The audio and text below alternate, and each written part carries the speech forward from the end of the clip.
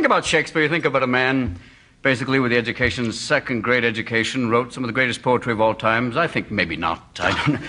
Wandering around Stratford after a couple of... He was one of the most beloved men who ever lived.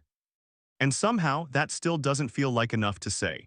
He was the kind of person who could walk into any room and make every single person in it feel like the world had just exhaled. Robin Williams gave laughter to millions. He gave warmth that felt personal even on a screen. He gave something rare, the sense that life, in all its mess and confusion, was worth leaning into. And then one morning in August 2014, he was gone. The grief came fast and it came wide, the kind that sweeps across borders and generations and reaches people who never met him but felt like they had. The world mourned, the tributes poured in. Slowly, painfully, people tried to move forward, but something was left behind that almost nobody talked about. A room inside his home that stayed untouched long after everything else had been sorted through and quietly managed by the people who loved him. A room that his family, his closest friends, even the people who knew him best had not fully explored. Not because they didn't want to, but because what was inside was something none of them felt ready to face. When that room was finally opened, the people who stood at its threshold went quiet, not from shock, not from scandal, but from something heavier and far more human than either of those things. Something that made even the most composed people present take a slow breath and step back. What they found didn't answer the questions the world had been carrying since his death. It deepened them. It told a story Robin himself never got the chance to tell. The story of a man fighting a battle so invisible and so relentless that even the people who loved him most had no idea how desperate. Things had become inside the quiet of his own mind. So what was in that room? And what does it tell us about the man who lived behind all that laughter? To even begin to answer that, you have to go back.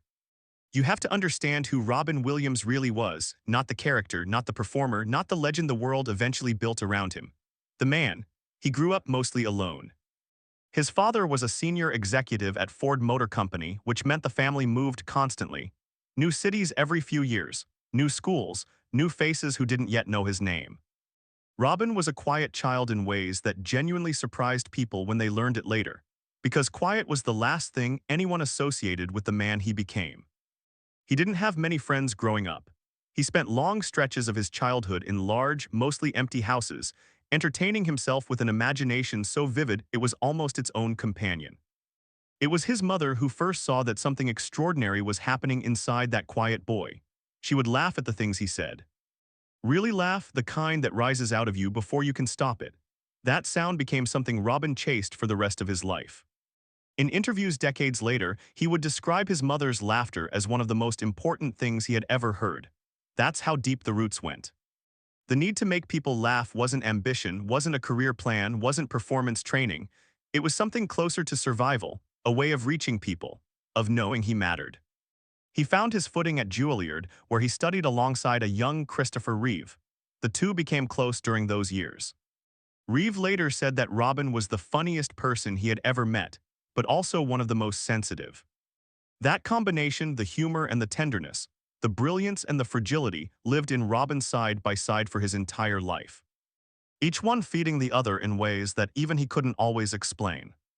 His rise to fame was unlike anything Hollywood had seen in a long time. Mork and Mindy made him a household name almost overnight. Then came the films, one after another, each one revealing a different layer of who he was. Good Morning Vietnam, Dead Poets Society, Good Will Hunting, Mrs. Doubtfire. He wasn't just funny. He was human in a way that very few actors ever managed to be on screen, fully present, fully alive, seemingly unable to give anything less than everything. But even at the height of all of it, people who knew him closely noticed something that was difficult to put into words. There were stretches of time when the light seemed to dim a little. When the energy that usually radiated from him became something more guarded, more careful. He had spoken openly about his struggles with addiction over the years, and talked about depression with a directness that surprised people. He was honest about it the way only someone who has truly lived through it can be, not performing vulnerability, but offering it. What nobody knew, not even his wife, was how much had been building beneath the surface in the final years of his life. By the time Robin Williams settled into his home in Paradise Key, Marin County, he had lived several lifetimes worth of experience. 3 marriages. Children he adored with a fierceness that everyone around him noticed, decades of work that had touched almost every generation alive, He had been sober, he had relapsed, he had found his way back. And he had done it again and again with a kind of stubborn, undramatic grace that the people who knew him best quietly admired.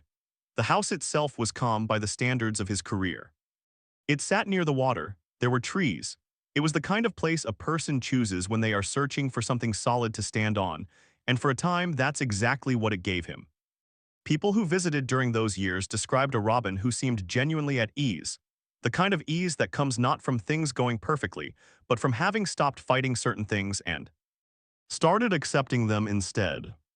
He cooked, he rode his bicycle along familiar routes, he spent time with his daughter Zelda, he took walks. He did the ordinary, unheroic things that extraordinary people sometimes need more desperately than anyone realizes. He had married Susan Schneider in 2011, and by most accounts the relationship gave him something real. She was an artist. She understood the particular restlessness of a creative mind in a way that felt comfortable rather than complicated. Friends described them as well-matched, calm together in a way that wasn't forced, steady. But there is a specific kind of quiet that isn't peace, it looks like peace from the outside. It can feel like peace for a while even from the inside, but underneath something is shifting, something is changing that no one yet has a name for. In Robin's case, that shift had already begun long before anyone thought to look. He had returned to television for a new project, staying active, staying engaged. But people on set began noticing things they couldn't quite articulate at the time. He was forgetting lines more than usual, not as isolated moments, but as a pattern. He seemed distracted in ways that a full schedule or a restless night couldn't fully explain. There was something different about his presence, subtle, hard to name. Those around him attributed it to stress, to the particular pressure of being Robin Williams, and left it at that. Nobody looked deeper, and Robin, being Robin, kept showing up and kept going. Robin Williams died on August 11, 2014. He was 63 years old. The world reacted the way it always reacts when someone genuinely irreplaceable is gone, with grief that felt personal even for people who had only ever known him through a screen. Millions of strangers felt it as if the loss had happened inside their own homes. In the weeks and months that followed, his wife Susan gave interviews that were difficult to watch. Not because she was breaking down, she wasn't, but because of what it clearly cost her to hold herself together while speaking. She was careful with her words, she was honest. And gradually, she began to share something the world had not known. Robin had not simply been struggling with depression in his final months. He had been fighting something else. Something that even his doctors, despite every effort, had not correctly identified while he was still alive. The autopsy results revealed a diagnosis no one had expected: Lewy body dementia. A brutal and progressive neurological disease that affects thinking, behavior, and movement in ways that are almost impossible to predict. It is different from Alzheimer's, more erratic, more cruel in the specific ways it dismantles a person. It produces hallucinations. It creates intense, consuming anxiety. It distorts a person's perception of reality in ways that can be terrifying and almost completely invisible to everyone around them. According to those who have studied it closely, it can mimic depression, mimic Parkinson's disease, and mimic any number of conditions while quietly doing something far more severe beneath the surface. Susan later said that understanding this diagnosis changed the entire story for her. It gave a name to what she had been watching. It explained the paranoia that had come and gone without warning. The physical symptoms, the fear Robin had been carrying, a fear he couldn't fully explain even to himself because he didn't have the framework to understand his own experience. He had been living inside something that no amount of therapy, no amount of love, no amount of will or courage could have fixed. He had been fighting something and hadn't known what it was. That revelation mattered enormously, but it didn't close the story, it opened a new one. Inside Robin's home, according to reports from those close to the family, there was a room that had functioned as a personal retreat, a space he returned to when the rest of the world became too loud or too demanding. A place that accumulated the things he cared about, the work he was turning over in his mind, the private material of a life that belonged only to him. After his death, the room stayed largely as he had left it. That isn't unusual. When someone is gone suddenly, and when the absence is still raw and unprocessed, the objects they leave behind carry a kind of gravity. There's a fear that touching things means accepting something final, and for a long time the room simply remained. When it was eventually opened more fully and its contents began to be understood, what emerged was not scandal. It was something quieter than that and in many ways far more powerful. According to those who have described what was found, there were notebooks, drawings, items that spoke directly to the fear and confusion Robin had been living with in the final stretch of his life. Notes that suggested a mind working very hard to hold on to itself, to stay organized, to stay oriented, to stay present in a reality that the disease was slowly, quietly pulling out from under him. There were lists, reminders, small private systems he had built for himself to manage what was happening internally. Based on what has been reported by people familiar with the situation, it was clear that Robin had been aware on some level that something was deeply wrong. That what he was experiencing didn't belong to ordinary anxiety or depression. He was trying to manage it on his own, in the private language of someone who is frightened and does not yet have the right words. That image, Robin Williams, alone with a notebook, trying to organize a mind that was being quietly taken apart by a disease he didn't know he had, is one of the hardest things to sit with. Because it removes the performance entirely, it leaves only the man. Susan Schneider Williams did not retreat into silence after Robin's death. She moved forward with a resolve that seemed to come directly out of her grief, channeled into something purposeful rather than preserved in isolation.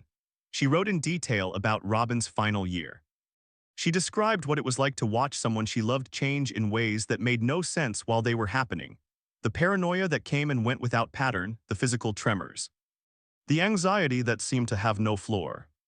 She described nights that were frightening and days that felt deeply unpredictable. She described a Robin who was suffering in ways he could not properly communicate, because the disease had taken away the very framework he would have needed to understand his own experience. She also described what she called, in her own words, the most difficult aspect of it all. A medical system that, despite genuine effort and care, had not identified what was happening in time. The disease had been progressing. The symptoms had been accumulating, each one pointing towards something that only became fully visible in the post-mortem examination, when the extent of the neurological damage could finally be seen and named. Susan has since become one of the most important public voices in the conversation around Lewy body dementia, a disease that, according to medical experts, remains significantly underdiagnosed despite being the second most common form of progressive dementia after Alzheimer's. She has used Robin's name carefully with clear love and clear purpose to push for better diagnostic tools, better education within the medical community, and more support for families who are watching someone they love change without knowing why. Her decision to speak publicly was not an easy one. It reopened everything. It invited scrutiny during a period of grief that belonged entirely to her. But she has said that she believed Robin would have wanted people to know that the man who had spent his whole life using his voice to reach people would have wanted this story to reach people too. What makes Robin Williams's full story so difficult to absorb is not simply the tragedy of it, it's the complexity. The more you look at who he actually was, the more you find that many different and seemingly contradictory things were true about him at the same time.